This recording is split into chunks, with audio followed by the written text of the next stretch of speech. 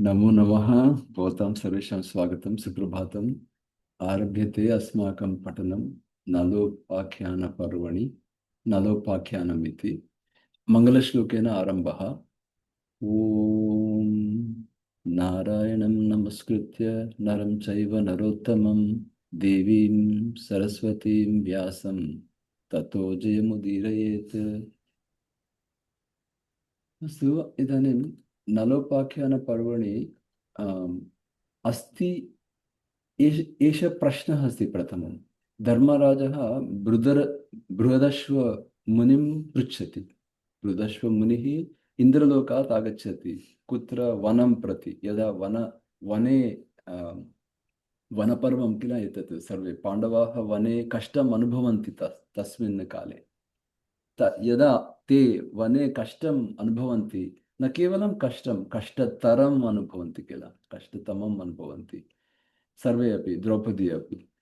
तदानीं बृहदश्वं पृच्छति धर्मराजः, अस्ति वा राजा कश्चित् इति पृच्छति। कश्चित् राजा अस्ति वा इति पृच्छति।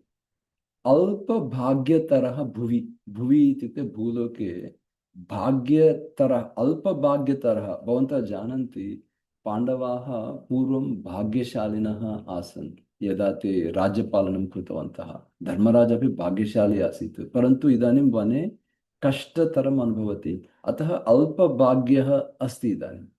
परन्तु ततोपि अल्पभाग्यतरः कश्चित् भुवि भूलोके दृष्टपूर्वः वा, पूर्वं दृष्टः वा भवता, अथवा श्रुतपूर्वः वा क्वचित् कुत्रापि इति पृच्छति प्रश्नं।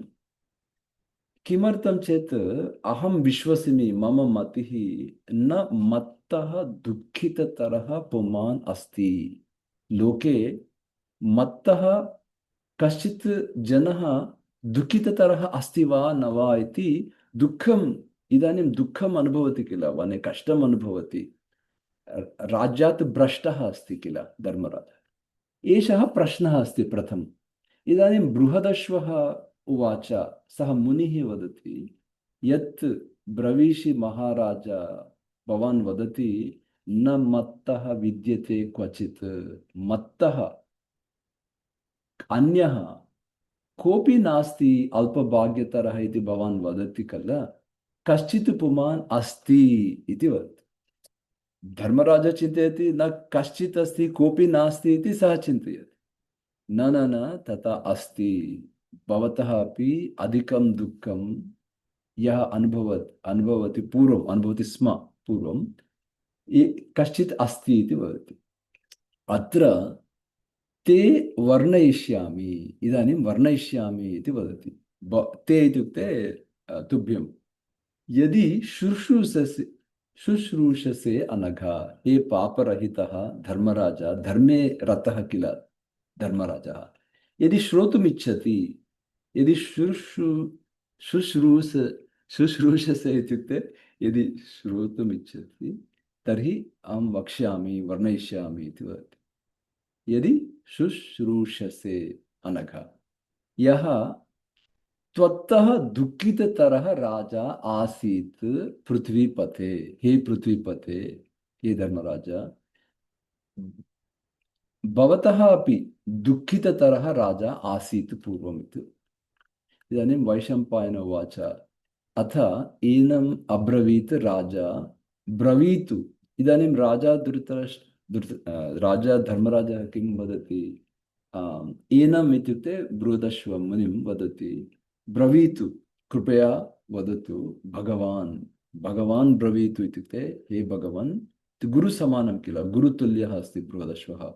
राजर्षि मुनिः इन्द्रलोकात् आगच्छति इति, इमाम् अवस्थां सम्प्राप्तं श्रोतुमिच्छामि। एतादृशम् इमाम् अवस्थाम् इत्युक्ते दुःख अवस्था, कथं राजा दुःख अवस्थां कथं प्राप्नोति इति अहं श्रोतुमिच्छामि। अत्र एषः वदति यदि शुश्रूषसे, यदि श्रोतुमिच्छति इति वदति। धर्मराजः वदति आम्, अहं शुश्रूषुः इति वदति, इत्युक्ते श्रोतुम् इच्छामि इति वदति, श्रोतुकामः अस्मि इति वदति।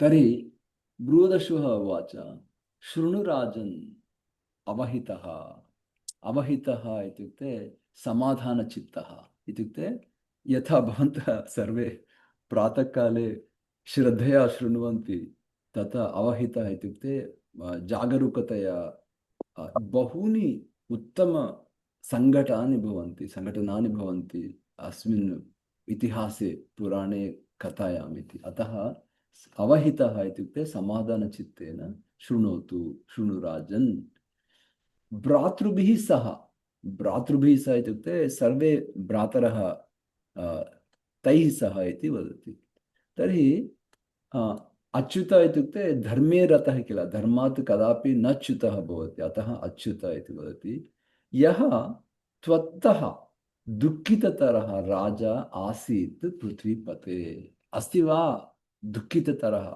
मत्तः दुःखिततरः राजा अस्ति वा इत्युक्ते आम् त्वत्तः अपि दुःखिततरः राजा आसीत् कः सः इति प्रश्नः इदानीं स्पष्टं किल एतावत् सः वदति निषधराज्ये निषधराज्ये तथा किं भवति यदा राज्ये इति पदे निषधेषु इति रूपं बहुवचनरूपं सामान्यमस्ति संस्कृतवाङ्मये निषधेषु महीपालः महीपालः इत्युक्ते राजा वीरसेनः इति श्रुतः प्रख्यातः वीरसेनः इति एकः राजा आसीत् निषधराज्ये तस्य पुत्रः अभवत् नाम्ना नलः नलः कस्य पुत्रः वीरसेनस्य पुत्रः वीरसेनस्य पुत्रः धर्मार्थकोविदः नलः कीदृशः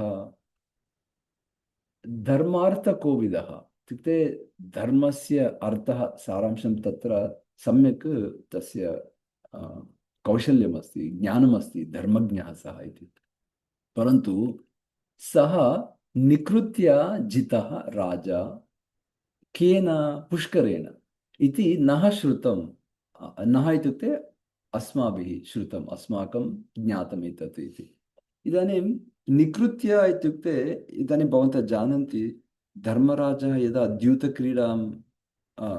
द्यूतक्रीडायां भवति तदा शकुनिः किं करोति शकुनिः दुर्योधन एते किं कुर्वन्ति निकृत्य पराजयं यथा यथा धर्मराजा पराजयं प्राप्नोति तदा निकृत्य कुर्वन्ति इत्युक्ते कपटं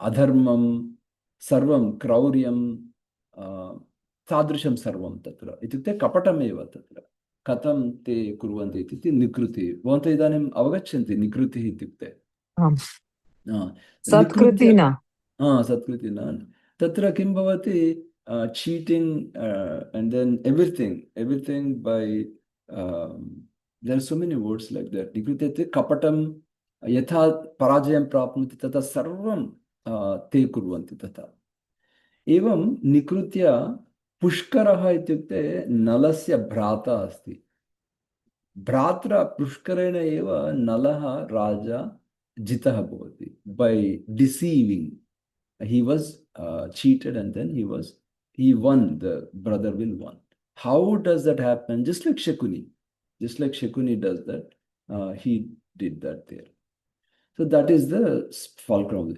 vanavasamapi bahu dukkhartah bhavati vanavasamapi karoti एषः नलः भार्यया सह वनवासं न्यवसत् वने निवसति सः स्म बहु दुःखार्थः भवति अतः एव सुदुःखार्थः भवति सः भार्यया सह न तस्य दासाः भवन्ति तदानीं वने यदा भवति सः न रतः अस्ति न भ्राता अस्ति न च बान्धवाः सन्ति इत्युक्ते वने निवसतः नलस्य राजन् शिष्यन्ते स्म कदाचन किमपि अवशिष्यं न भवति इत्युक्ते न दासाः भवन्ति न धनं भवति न रथः भवति न भ्राता भवति न बान्धवाः भवति न किमपि भवति तस्य तादृशकष्टम् अनुभवति सः इति भवान् तु संवृतः वीरैः भ्रातृभिः देवसम्मितैः यु आर् मच् बेटर् इति वदति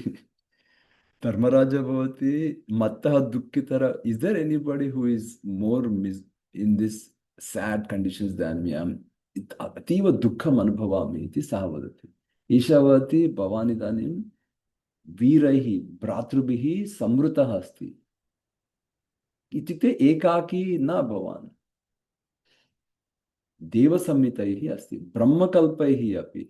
पुनः न केवलं भ्रातृभिः सह संवृतः भवान्, द्विजाग्रैः अपि. इत्युक्ते उत्तमोत्तमद्विजाः भवन्तम् अनुसरन्ति, त्वया सह कालं यापयन्ति, एवं इतिहासं पुराणं धर्मम् इति चर्चां कुर्वन्ति इति. तस्मात् न अर्हसि शोचितुं. भवान् शोकं कर्तुं तस्मात् न अर्हसि इति वदति. शोकं मा करोतु, त्वत्तः अपि अतीव दुःखतरं यः दुःखतरः राजा आसीत् पूर्वम् इति वदति. अग्रे इदानीं युधिष्ठिरः किं वदति? विस्तरेण अहम् इच्छामि नलस्य सुमहात्मनः चरितं वदतां श्रेष्ठा तन्मा तन्मम आख्यातुम् अर्हसि इति वदति. तत् चरितं हे वदतां श्रेष्ठा, हे बृहदश्व, नलस्य महात्मनः विस्तरेण तत् चरितं आख्यातुम् अर्हसि मह्यम्, इत्युक्ते मम आख्यातुम् अर्हसि इति वदति. एतावत् स्पष्टमस्ति किल? इदानीम् आरम्भं भवति. नल दमयन्ती कथा इदानीम् इतः आरम्भं भवति. प्रथमं नलदमयन्त्योः गुणवर्णनं, परस्पर अनुरागं कथं वर्धते, हंसाः कथम् इति प्रथम अध्याये एतत् भवति. भवन्तः इदानीं किञ्चित् अनुवदन्तु, तेन भवतामपि उपयोगः भवति. आसीत् राजा नलो नाम. आसीत् राजा नलो नाम. वीरसेन सुतो बली. वीरसेनो सुतो बली. उपपन्नः गुणैः इष्टैः. उपपन्नः गुणैः इष्टैः. रूपवान् अश्वकोविदः. रूपवान् अश्वकोविदः. तर्हि नलः राजा अस्ति, तस्य नाम नलः इति प्रथमम्. आसीत् राजा नलो नाम इति. सः कस्य पुत्रः? वीरसेन सुतः. वीरसेन इति राजा, तस्य सुतः सः नलः सामान्यः वा इत्युक्ते बली, इत्युक्ते बलशाली. उत्तमोत्तमगुणैः इष्टैः इत्युक्ते प्रीतिकरगुणैः उपपन्नः. इत्युक्ते सम्पूर्णतया युतः, सः युक्तः अस्ति, उत्तमगुणैः युक्तः अस्ति इति उपपन्नः.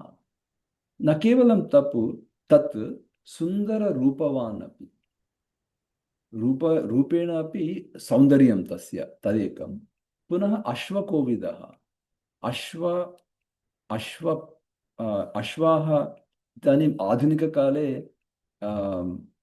कार् रेसिंग् काम्पिटिशन्स् भवति किल, है स्पीड् रेसिंग् काम्पिटिशन्स् भवति किल, तस्मिन् विन्नर् भवति चेत् कदा भवति?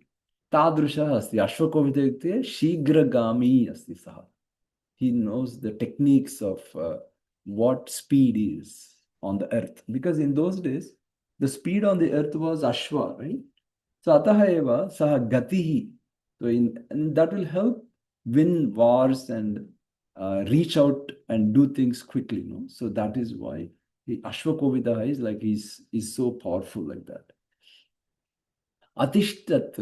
Idanim कृपया भवन्तः अत्रापि कृपया अनुवदन्तु. अतिष्ठत् मनुजेन्द्राणां मूर्ध्नि.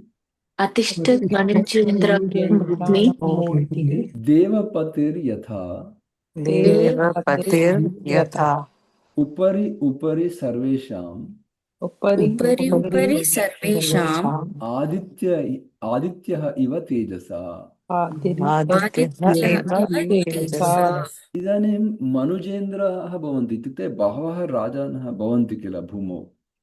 तेषां सर्वेषामपि मूर्ध्नि इत्युक्ते श्रेष्ठः, उत्तमोत्तमश्रेष्ठः तथा अतिष्ठत्. इत्युक्ते तथा तिष्ठति भूमौ, तथा तस्य स्थितिः भूमौ. कथम् इत्युक्ते देवपतिर् यथा देवानां श्रेष्ठः यथा इन्द्रः भवति तदा मूर्ध्नि सः अपि तथा भवति इति। कथम् इत्युक्ते यथा आदित्यः आकाशे उपरि उपरि सर्वेषामपि श्रेष्ठः किल, सर्वेषामपि मूर्ध्नि यथा इन्द्रः यथा आदित्यः लोके तेजसा अपि आदित्यः यथा श्रेष्ठः भवति तथैव तेजसा अपि सः श्रेष्ठः इति अस्ति। एतदेव गुणकीर्तनम् इत्युक्ते hero when the hero of a story is there तस्य गुणकीर्तनं भवति किल। So you observe how the story is following. अग्रे कृपया अनुवन्तु। ब्रह्मण्यः वेदवित् शूरः ब्रह्मण्य वेदवित् शूरः निषदेषु महीपतिः निषदेषु महीपतिः अक्षप्रियः सत्यवादी अक्षप्रियः सत्यवादी महान् अक्षौहिणीपतिः। महान् अक्षौहिणीपतिः। ब्रह्मण्यः इत्युक्ते ब्राह्मणानां सेवा तत्परः, तेन किं भवति धर्मः कः इति ज्ञानं सम्यक् प्राप्नोति तेभ्यः किल। वेदवित् अपि इत्युक्ते वेदपठने अपि सः ज्ञानी वेदज्ञः अपि, तथा न केवलं तत्तु शूरः अपि, शूरः बलवान् अपि। ये निषधराज्ये इदानीं निषधराज्यं पालयति, निषदेषु महीपतिः सः इदानीं तस्मिन् काले इत्युक्ते वीरसेन अनन्तरं सः एव राजा किल, सः निषधराज्यं पालयति सः। अक्षप्रियः इत्युक्ते यथा धर्मराजः अपि द्यूतक्रीडां प्रति क्रीडति तथैव एषः अपि अक्षप्रियः इत्युक्ते द्यूतक्रीडा प्रियः। Everything is good but this is not good. अक्षप्रियः सत्यवादी अपि पूर्वकाले तथा आसीत्, तदपि it's a sign of greatness in those days, but it can also be risky. सत्यवादी महान् अक्षौहिणीपतिः इत्युक्ते आर्डिनरी सेना न, सेना इस् सामान्य सेना न, अक्षौहिणीपतिः सः इत्युक्ते महान् अक्षौहिणीपतिः, तादृश बलशाली शूरः वेदवित् ज्ञानी इति। न केवलं तत्, ईप्सितः वरनारीणाम् उदारः इत्युक्ते उत्तमोत्तमनारीणाम् अपि ईप्सितः इत्युक्ते सर्वे उत्तमोत्तमनार्यः अपि तम् इच्छन्ति इत्युक्ते एतं नलम् इति नलः इति। संयतेन्द्रियः न केवलं तस्य इन्द्रियाणामपि संयमनम् अस्ति, यथा अश्वानां संयमनं भूत्वा अग्रे गच्छति सः तथैव। रक्षिता इत्युक्ते जनानां रक्षकः सः, सम्यक् रक्षां करोति सर्वेषां। पुनः धन्विनां श्रेष्ठः इत्युक्ते वीरत्वं बलं सेना मध्ये जयं तत् कथं भवति, धन्विनां श्रेष्ठः अपि। साक्षादिव मनुः स्वयं, यथा मनुः साक्षात् अत्र आगत्य पालयति भूमिं तथा सः इति गुणकीर्तनम् अत्र अस्ति। एतावत् नलस्य गुणकीर्तनम् अस्ति। इदानीम् अग्रे दमयन्ती इति, का दमयन्ती इति अग्रे अस्ति। दमयन्त्याः अपि गुणकीर्तनम् अस्ति। दमयन्ती कश्चित् राजा भीमः इति विदर्भराज्ये आसीत्, भीमस्य पुत्री अस्ति दमयन्ती। सः विदर्भराज्ये, तत् पठामः इदानीम्, अत्र एतावत् पर्यन्तम् अस्ति। तथा एव यथा विदर्भेषु पराक्रमः भीमः इति राजा विदर्भराज्ये राजा आसीत् तदानीं। विदर्भेषु इत्युक्ते विदर्भराज्ये भीमः सः कथम् अस्ति चेत् भीकरं पराक्रमम् इति इत्युक्ते सः अपि बलशाली, भीमपराक्रमः इति भीमः अस्ति। इत्युक्ते न आर्डिनरी पराक्रमः नास्ति, भीमपराक्रमः इत्युक्ते भयङ्करं भीकरं पराक्रमः अस्ति इति भीमः। शूरः अपि सर्वगुणैः युक्तः प्रजाकामः स च अप्रजः। इदानीं यथा अप्रजः इत्युक्ते सन्तानविहीनः, सन्तानम् इच्छति, अतः प्रजाकामः। प्रजाकामः इत्युक्ते सन्तानकामः, सः अप्रजः। स प्रजार्थे परं यत्नम् अकरोतु, पूजाम् एतादृशं सर्वम् अकरोतु, सुसमाहितः, समाहितचित्तेन भक्त्या तम् अभ्यगच्छत् ब्रह्मर्षिः। एकवारं ब्रह्मर्षिः तस्य समीपम् आगच्छति स्म। ब्रह्मर्षिः कः इत्युक्ते तस्य नाम दमनः। दमनः नाम भारत इति युधिष्ठिरं, भारत इत्युक्ते हे युधिष्ठिर इति बृहदश्व सम्बोधयति। तम् इत्युक्ते कं, तं ब्रह्मर्षिं दमनं सः भीमः प्रजाकामः सेवां करोति, सेवां कृत्वा तोषयति, तोषयामास धर्मवित्। धर्मवित् भीमः किं करोति? प्रजाकामः ब्रह्मर्षिं दमनं सेवां करोति, सेवते। अतः महिष्या सह इत्युक्ते भीमस्य पत्नी भवति, पत्न्या सह इति अर्थः अस्ति। महिष्या इत्युक्ते राज्ञी, राज्ञा सह राजेन्द्र सत्कारेण सुवर्चसं, सत्कारेण सुवर्चसम् इत्युक्ते तं दमनं ब्रह्मर्षिं सुवर्चसम्, उत्तमतेजः यस्य भवति सः सुवर्चसम्। तस्मै इत्युक्ते भीमाय प्रसन्नः दमनः। इदानीं सेवानन्तरं दमनः प्रसन्नः भवति। स भार्याय वरं ददाति, वरं ददाति। कस्मै वरं ददाति? भीमाय, स भार्याय।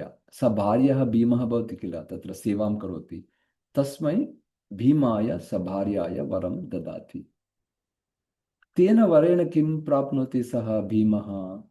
कन्यारत्नं कुमारांश्च त्रीन्, एकं कन्यारत्नं, त्रीन् कुमारान् उदारस्वभावान् महायशाः। दमयन्तीं, तेषां नामानि कानि? दमयन्ती इति प्रथमः, दमयन्ती इति पुत्री, दमः इति पुत्रः, दान्तः इति पुत्रः, दमनः इति पुत्रः। एवं दमयन्तीं दमं दान्तं दमनं च सुवर्चसम् उपपन्नान् गुणैः सर्वैः भीमान् भीमपराक्रमान्। इत्युक्ते कुमारान्, कीदृशाः ते कुमाराः इत्युक्ते सर्वे अपि भीमपराक्रमान् इति, ते उत्तमगुणैः अपि उपपन्नान् इति अस्ति। तर्हि अथ तां वयसि प्राप्ते दासीनां समलङ्कृतां शतं शतं सखीनां तु पर्युपासत् शचीमिव तत्र स्म राजते भैमी सर्वाभरणभूषिता। इदानीं दमयन्ती विषये सखी मध्ये अनवद्यांगी विद्युत् सौदामिनी यथा इति। दासीनां समलङ्कृताम्, इदानीं दमयन्ती एव। अत्र 10th श्लोक is missing here. Let me show you the 10th shloka. So let me give the 10th shloka for you.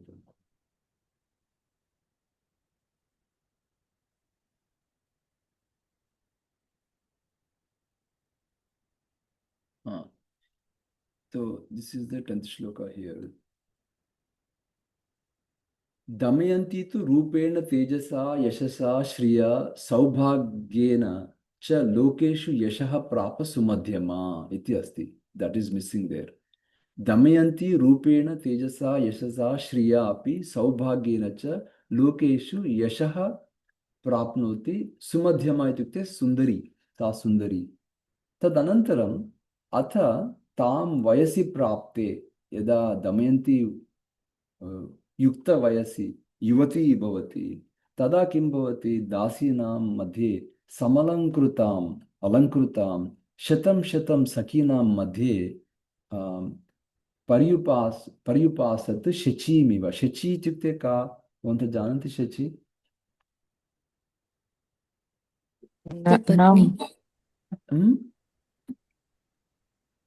इन्द्रदेवस्य पत्नी।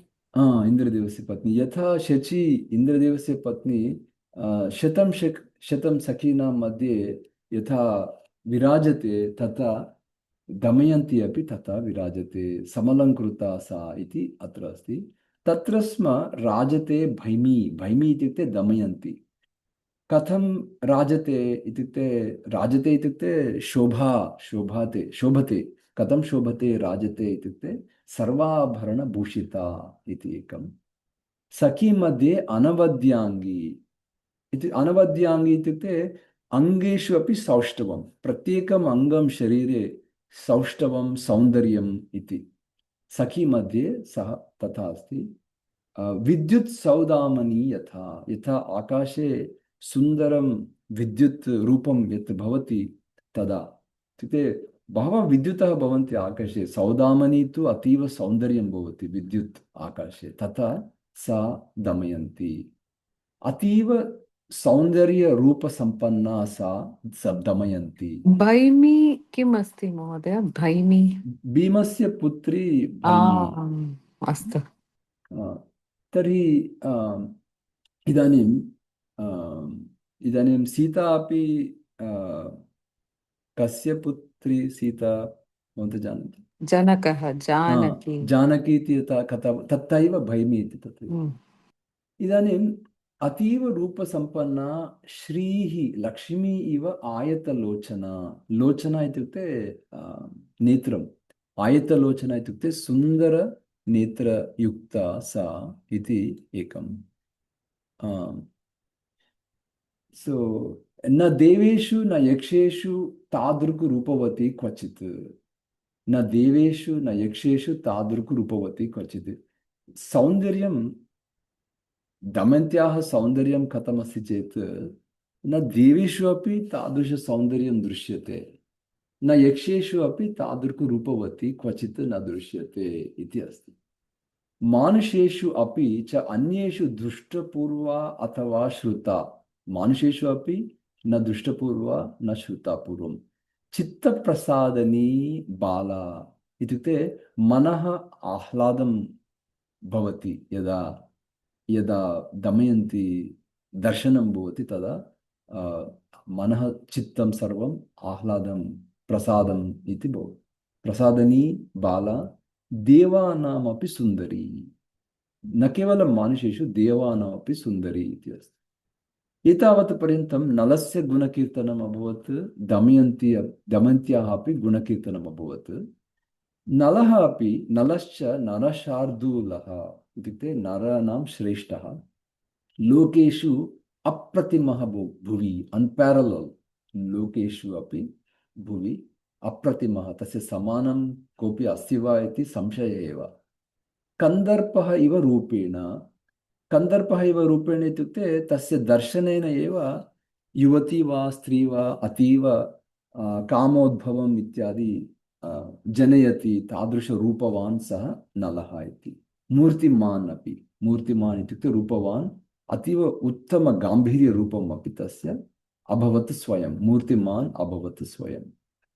तस्याः समीपे तु कस्याः समीपे? दमयन्त्याः समीपे तु नलं प्रशंसन्ति कुतूहलात्, नैषधस्य समीपे तु दमयन्तीं पुनः पुनः। किमभवत्? सर्वे अपि परितः जनाः भवन्ति, यदा उत्तमोत्तमरूपं पश्यन्ति तदा किं कुर्वन्ति? अन्यस्य उत्तमरूपस्य कीर्तनं कुर्वन्ति किल, तथा अभवत्। तस्याः समीपे नलस्य विषये बहु सः शृणोति, पुनः नलस्य समीपे अपि दमयन्ती पुनः पुनः कथयन्ति जनाः। एवं तयोः मध्ये अदृष्टः एव कामः अभूत् शृण्वतोः सततं गुणान्। एवं गुणकीर्तनं सौन्दर्यकीर्तनम् एतत् सर्वं श्रुत्वा श्रुत्वा एव अदृष्टः एव कामः अतीव किञ्चित् अभूत् तयोः मध्ये। अन्योन्यं प्रति कौन्तेय सः व्यवर्धत हृत् शयः। हृत् शयः इत्युक्ते भवन्तः जानन्ति, इदानीं पुराणकथने भवतां लाभः कः? Vocabulary building, no? So hruttshaya is a word that is bhavatam padasya jnanam vocabulary building bhavatam upayogam bhavati. हृत्क्षयः इत्युक्ते आधुनिककाले आङ्ग्लभाषायां लव् इति अर्थः अस्ति. शयः इत्युक्ते शयनं करोति. हृत् मध्ये एव तत् भवति, निवसति सः. हृत् प्लस् शयः हृच्छयः. व्यवर्धत इत्युक्ते विवर्धते इत्युक्ते that love grows in the heart इति अर्थः अस्ति. But this is very good for Purana study. This is the benefit of Purana study. Many words that you would like to understand and use संस्कृते व्यवहारं कर्तुं भवन्तः शक्नुवन्ति, प्रभवन्ति. सः हृच्छ्रयः विवर्धते इति अर्थः अस्ति. अन्योन्यं प्रति तथा भवति. तदानीं नलः किम् अभवत्? नलस्य तत् कामं तदा धारयितुं हृदा इत्युक्ते हृदयेन तं कामं धारयितुं न शक्नोति सः. इत्युक्ते अतीव वयः अपि तथा भवति किल, अशक्नुवत्. इदानीम् अन्तःपुरसमीपस्थे वने आस्ते रहोगतः. किं करोति नलः? वने अन्तःपुरसमीपः वनः भवति, तत्र गच्छति. किमर्थं चेत् कुत्रचित् प्रशान्तसुखं यत्र भवति तत्र गच्छामि इति तत्र गत्वा रहोगतः इत्युक्ते रहसि तत्र गतः भवति. यदा सः रहस्यस्थलं तथा गच्छति, कामं हृदयेन धारयितुं न शक्नोति, तदा सः ददर्श. किं पश्यति? हंसान् पश्यति. जातरूप परिष्कृतान्. जातरूप इत्युक्ते अतीव सौन्दर्यवर्णं, यथा सूर्योदय समीपे सुवर्णवर्णं यथा भवति, तादृश जातरूप परिष्कृतान् वने विचरतां तेषाम् एकं जग्राह. इत्युक्ते श्वेतवर्णमपि सूर्यस्य यथा भवति तथा. वने विचरतां तेषाम् एकं हंसं गृह्णाति. जग्राह इत्युक्ते गृह्णाति. एकं पक्षिणं. पक्षी भवन्तः जानन्ति, खगः, पक्षी, हंसः भवन्तः जानन्ति किल. गृह्णाति, जग्राह इत्युक्ते गृह्णाति. ततः अंतरिक्षगः वाचम्. अंतरिक्षे गच्छन् खगः वाचं वदति. व्याजहार इत्युक्ते वदति. कं वदति? नलं वदति. तदानीं यदा सः गृहीतुं सिद्धः भवति, तदा अंतरिक्षगः किं वदति? न हन्तव्यः अस्मि, कृपया मां न मारयतु, अहं न हन्तव्यः इति वदति. न हन्तव्यः अस्मि राजन्. किमर्थं चेत् राजा सर्वदा ते बाणं स्वीकृत्य एवमेव मृगयां कुर्वन्ति किल. अतः भीतः सः वदति न हन्तव्यः अस्मि अहं राजन्, अहं करिष्यामि तव प्रियम्. अहं यथा भवतः मित्रवत् अहं तव प्रियं करिष्यामि इति वदति. अहं किं करोमि भवते? दमयन्ती समीपं गत्वा दमयन्ती सकाशे त्वां कथयिष्यामि नैषधा इति वदति. भवतः विषये अहं सन्देशं तत्र नेष्यामि इति वदति. इदानीं सन्देशं कश्चित् नेष्यति चेत् भवतः साहाय्यम् अहं तथा करोमि इति वदति. यथा त्वत् अन्यं पुरुषं न सा मंस्यति करिचित्. भवन्तमेव चिन्तयन् भवति एव अनुरागं यथा भवति तदा अहं करोमि साहाय्यं भवतः इति वदति. एवमुक्तः ततः हंसम् उत्सृजति इत्युक्ते त्यजति, न गृह्णाति. तदानीम् अस्तु गच्छतु इति वत्. तादृशं महीपतिः इत्युक्ते नलः. ते हंसाः, केचन हंसाः तत्र आगच्छन्ति किल. ते हंसाः इदानीं किं कुर्वन्ति? समुत्पत्य आकाशे उत्पतन्ति. समुत्पत्य विदर्भान् अगमन्. विदर्भराज्यं यत्र दमयन्ती भवति तत्र गच्छन्ति एते हंसाः ततः इत्युक्ते ततः इत्युक्ते तस्मात् प्रदेशात् नलस्य समीपात् दमयन्ती प्रति गच्छति विदर्भनगरीं गत्वा दमयन्त्याः अन्तिके दमयन्त्याः समीपे तदा दमयन्त्याः तदा अन्तिके दमयन्त्यास्तदान्तिके इत्युक्ते दमयन्त्याः समीपे तदा निपेतुः इत्युक्ते निपतन्ति निपतन्ति इत्युक्ते तत्र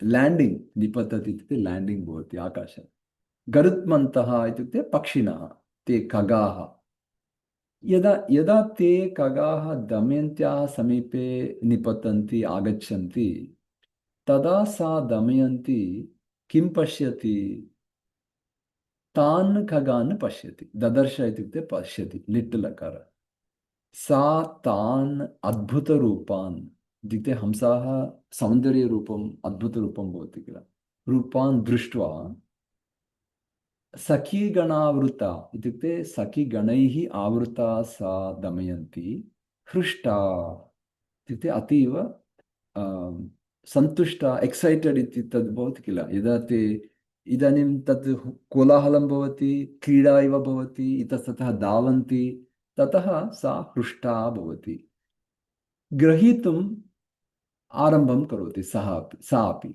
उपचक्रमे इत्युक्ते ग्रहीतुं प्रयत्नं करोति खगमान् त्वरमाणा सा त्वरमाणा इत्युक्ते त्वरया गच्छन्ति सा खगमान् ग्रहीतुं प्रयत्नं करोति सा तदानीं हंसाः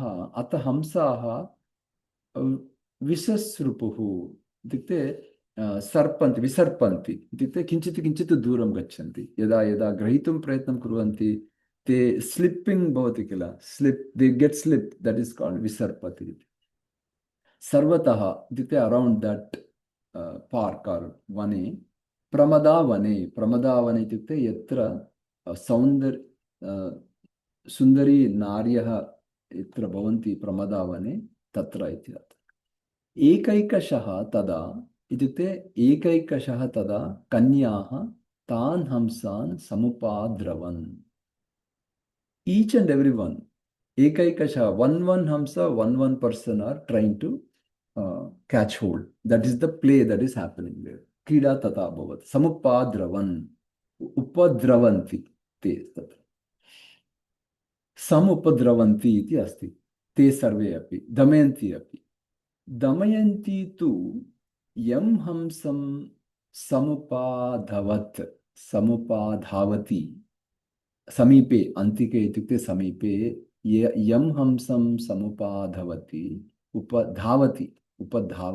समुपधावति महोदय समुपाद्रवन् इत्युक्ते दोषः वा means to hurt him no let's keep going because the flow of the story is more important we'll discuss this later no you're good so yada sa yam hamsam upadhavati damayanti saha hamsa kim karoti manushim giram krutva manushim swaram krutva damayantim atha abravit so damayantim kim abravit damayanti idanim damayanti इत्युक्ते संबोधन नलः नाम निषदेषु महीपतिः निषदराज्ये महीपतिः नलः इति अस्ति अश्विनोः सदृशः इत्युक्ते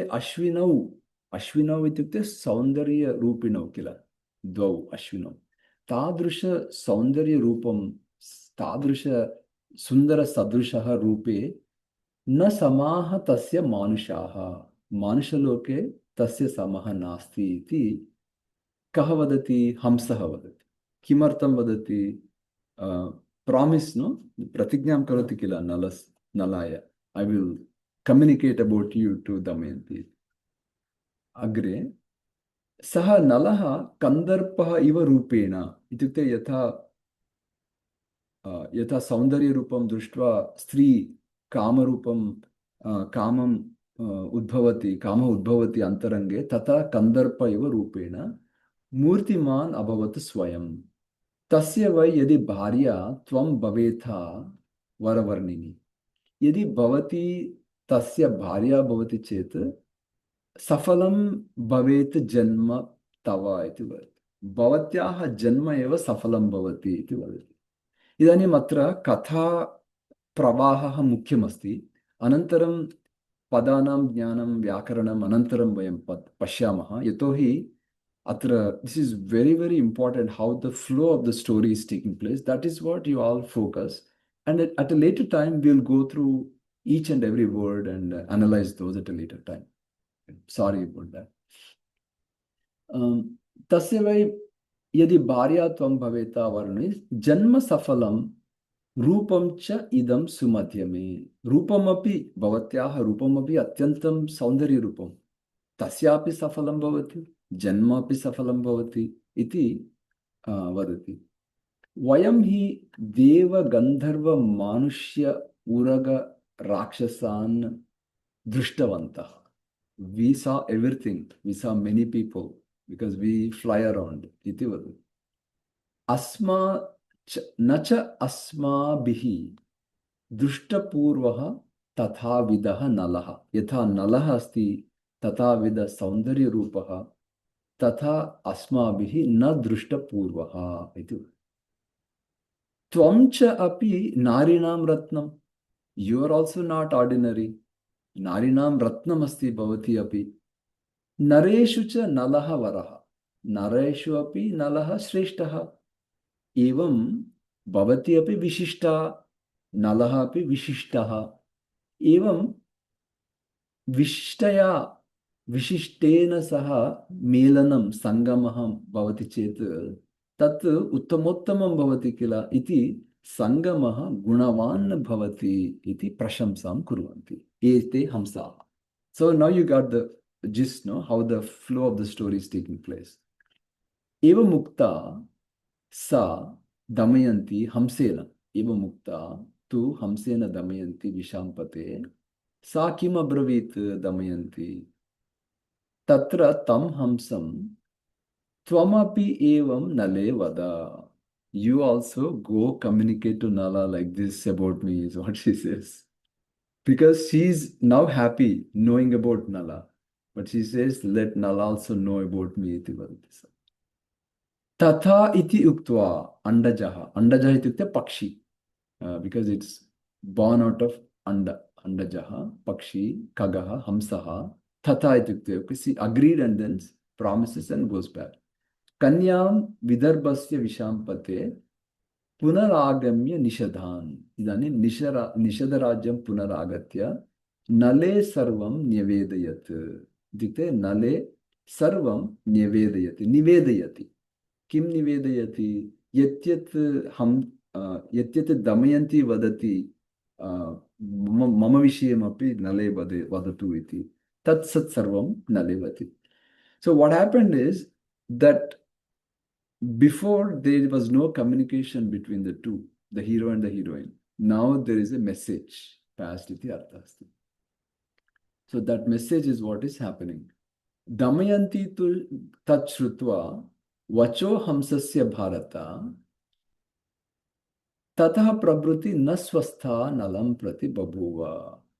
Yada nalasya vishaye shrunoti damayanti hamsasya vachah shrutva tatah prabhuti ityukte tasmat kalat. From then on, tatah prabhuti ityukte, from, this is a very good vocabulary word for you. Tatah prabhuti. Kada prabhuti? From when this happened ityukte, from then on. Tatah prabhuti. Will she be okay in her heart and mind and everything? No. Na swastha. Kimartam chet nalam prati sarvada chintanena na swastha babuva sa iti asti. Na sa swastha. So she cannot contain anymore within herself. Tataha chintapara bhavati sada sa. Damayanti chintapara sarvada chintayati eva nala vishye. Dina api bhavati. Bahu dina api bhavati. Ityukte ativa आनन्दः मुखे कदाचित् न दृश्यते, विवर्णवदना भवति, खुशा भवति, आहारमपि सम्यक् खादितुं न शक्नोति, किञ्चित् किञ्चित् एव खादति, वदनमपि वर्ण किञ्चित् भिन्नं भवति, एवं दमयन्ती बभूव इति। इत्युक्ते एतत् सर्वं हृच्छय एवं किल, तदेव किल, कन्दर्प एव किल तत्सर्वं। निश्वास परमा तदा, निश्वास परमा भवति इत्युक्ते उच्छ्वास निश्वास परमा भवति, सर्वदा ऊर्ध्वदृष्टिध्यानपरा भवति। किञ्चित् किं चिन्तयति इति अन्ये न जानन्ति किल, किं चिन्तयति एषा दमयन्ती इति ऊर्ध्वदृष्टिध्यानपरा एव भवति सर्वदा। एवं बभूव उन्मत्तदर्शना, यदा एषा उन्मत्ता वा इति तादृशम् एव भवति, उन्मत्तदर्शना एव भवति सा। अवगच्छन्ति भवन्तः सर्वे? स्मिता महोदय, सर्वे अवगच्छन्ति? ओके, वेरी गुड। तो पाण्डुवर्णा क्षणेन अथ पाण्डुवर्णा भवति, क्षणेन अथ हृच्छयाविष्टचेतना इत्यपि भवति। इदानीं हृच्छयः इति भवन्तः जानन्ति किम् इति। हृच्छयः सम्पूर्णतया हृदये आविष्टं भवति। इदानीम् एवं हृच्छयाविष्टचेतना पाण्डुवर्णा क्षणेन अथ न शय्यासनभोगेषु तस्याः आनन्दमस्ति।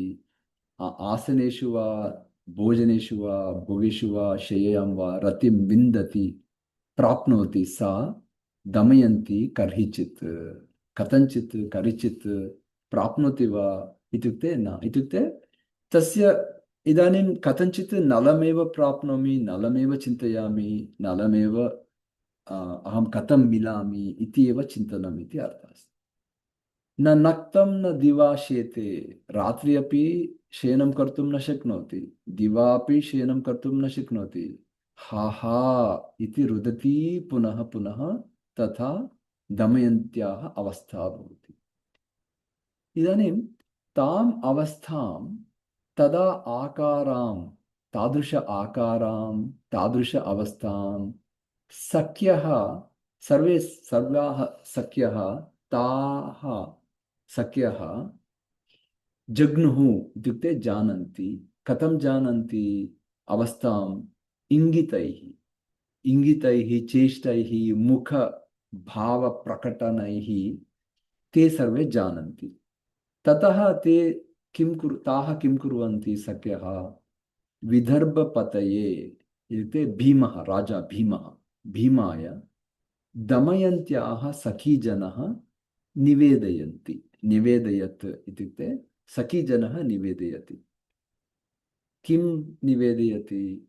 ताम् अवस्थां, दमयन्ती विषये, दमयन्ती नरेश्वरे इत्युक्ते भीमे निवेदयति। तत् श्रुत्वा भीमः किं करोति? भीमः कः? नृपतिः, राजा, विदर्भराज्य नृपतिः भीमः किं करोति? दमयन्तीं सखीगणात् चिन्तयामास, तत् कार्यं सुमहत् स्वां सुतां प्रति। चिन्तयति सः। किं करोति भीमः? चिन्तयति। किं चिन्तयति?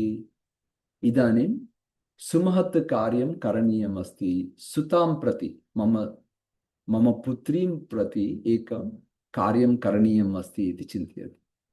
किमर्थं दुहिता मे अद्य न अतिस्वस्था इव लक्ष्यते? किमर्थं मम पुत्री अतिस्वस्था न, किमर्थं तथा अस्ति? मम पुत्री अतिस्वस्था नास्ति इति कथम् एवं लक्ष्यते? किमर्थं? सः समीक्ष्य इत्युक्ते दृष्ट्वा महीपालः भीमः स्वां सुतां प्राप्तयौवनाम् अपश्यत् आत्मना कार्यं, किं कार्यं करणीयम् इदानीमिति सः पश्यति। दमयन्त्याः स्वयंवरं करणीयम् इति सः जानाति। इदानीम् इत्युक्ते इदानीम् एतत् सर्वम्, all these signs are that I need to finish this task. Damayantyah swayamvaram idanim maya karaniyam iti chintayati. So what will he do? Saha sannimantrayati. Itukte ahvanam, all the invitations are all sent out. That now we have WhatsApp and emails and all that. But whatever the methods in those days were, Mahipalan, Anyer Mahipalaha bhavanti kila anye. Tesham sarvesham api ahvanam Mahipalan Vishampatihi Bhimaha karoti.